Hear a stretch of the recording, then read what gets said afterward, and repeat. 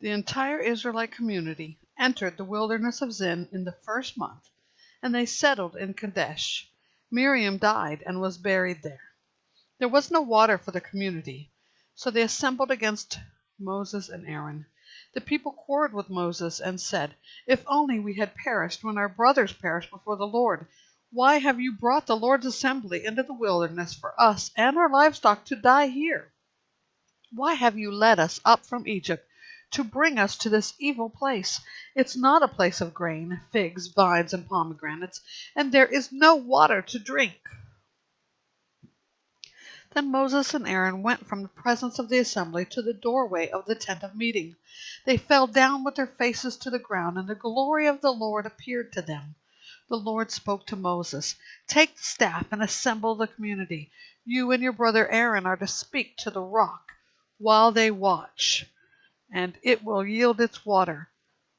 You will bring out water for them from the rock and provide drink for the community and their livestock."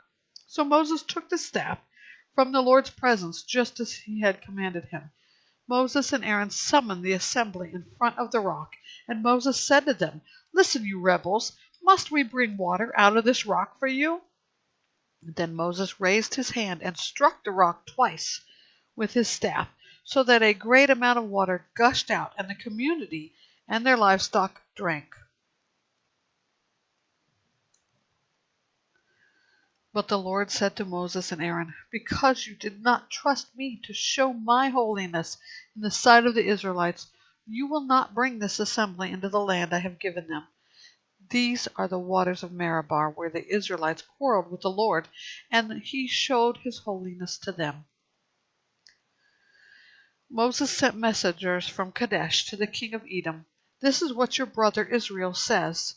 You know all the hardships that have overtaken us. Our fathers went down to Egypt, and we lived in Egypt many years, but the Egyptians treated us and our fathers badly.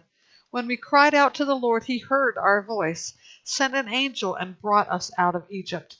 Now look, we are in Kadesh, a city on the border of your territory. Please let us travel through your land. We won't travel through any field or vineyard or drink any well water. We will travel the king's highway. We won't turn to the right or the left until we have traveled through your territory." But Edom answered him, "You must not travel through our land, or we will come out and confront you with the sword."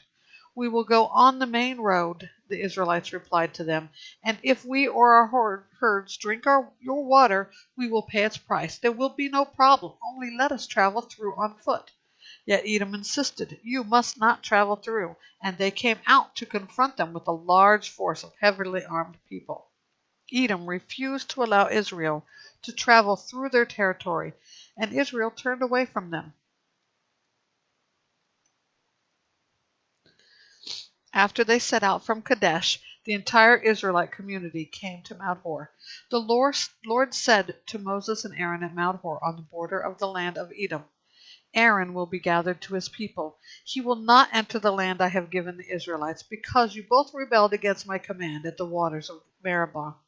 Take Aaron and his son Eleazar and bring them up Mount Hor. Remove Aaron's garments and put them on his son Eleazar. Aaron will be gathered to his people and die there." So Moses did as the Lord commanded, and they climbed Mount Hor in the sight of the whole community. After Moses removed Aaron's garments and put them on his son Eleazar, Aaron died there on top of the mountain. Then Moses and Eleazar came down from the mountain. When the whole community saw that Aaron had passed away, the entire house of Israel mourned for him 30 days.